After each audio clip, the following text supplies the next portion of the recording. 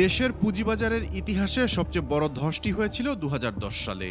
এরপর ২০১১ সালের ১৫ই মে পুঁজিবাজার সংস্কার কার্যক্রমের অংশ হিসেবে অধ্যাপক ডক্টর এম খায়রুল হোসেনকে নিয়ন্ত্রক সংস্থা বিএসইসির চেয়ারম্যান নিয়োগ দেয় সরকার। তার মেয়াদে পুঁজিবাজারে অনেক আইন কানুন বিধিবিধান প্রণয়ন হলেও অনেক ক্ষেত্রেই এসবের শক্ত প্রয়োগ দেখা যায়নি। বলা হয়ে থাকে মূলত ভয়ভীতি দেখিয়ে বাড়তি আয়ের ধান্দা থেকেই এমন বজ্র আটুনি। বিশ্লেষকদের মতে পুঁজিবাজার নিয়ন্ত্রণে যোগ্য ও সৎ নেতৃত্বের প্রয়োজনের সময় সরকার করেছে তার উল্টোটা।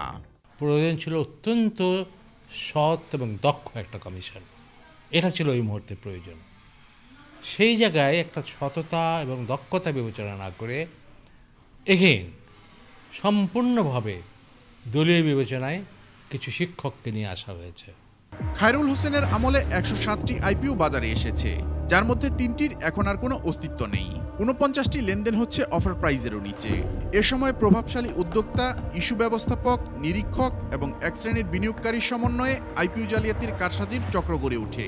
বিএসইসি নেয় আড়তদারের ভূমিকা। প্লেসমেন্ট বাণিজ্যই এসব আইপিওর মূল লক্ষ্য ছিল।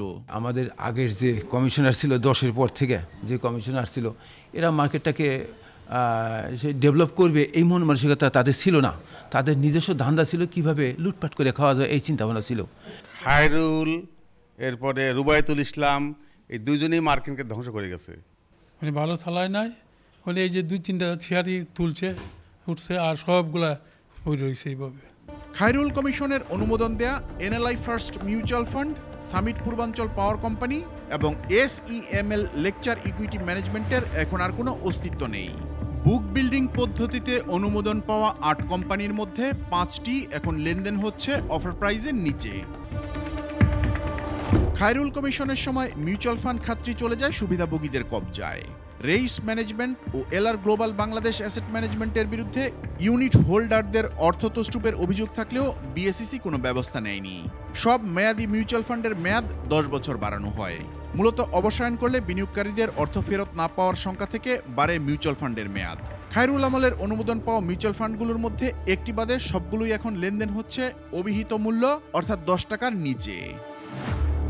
এমনকি আইপিওর ক্ষেত্রে স্টক এক্সচেঞ্জের প্রতিবেদনও নানা সময় আমলে নেয়নি খায়রুল কমিশন। কপারটেক ইন্ডাস্ট্রিজের তালিকাভুক্তি নিয়ে অনিয়মের অভিযোগ উঠলে ভ্রুক্ষেপ করা হয়নি। প্রয়াত অর্থমন্ত্রী আবুল মাল আব্দুল মুহিত অ্যাপোলো ইস্পাতকে তালিকাভুক্ত না করার পরামর্শ দিলেও কর্ণপাত করেনি বিএসইসি। বড় ধরনের প্লেসমেন্ট কেলেঙ্কারিতে আলোচিত রিংশেন টেক্সটাইলের আইপিও অনুমোদন দিয়ে গেছে খায়রুল কমিশন। প্লেসমেন্টের অর্থ পুরোটাই লুপাটের অভিযোগ উঠেছে।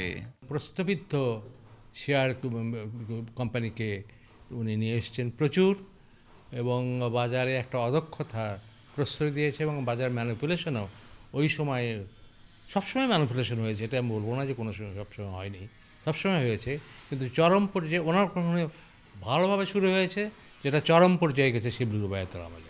খায়রুল আমলের সবচেয়ে সমালোচিত উদ্যোগ ফ্লোর প্রাইস পদ্ধতি।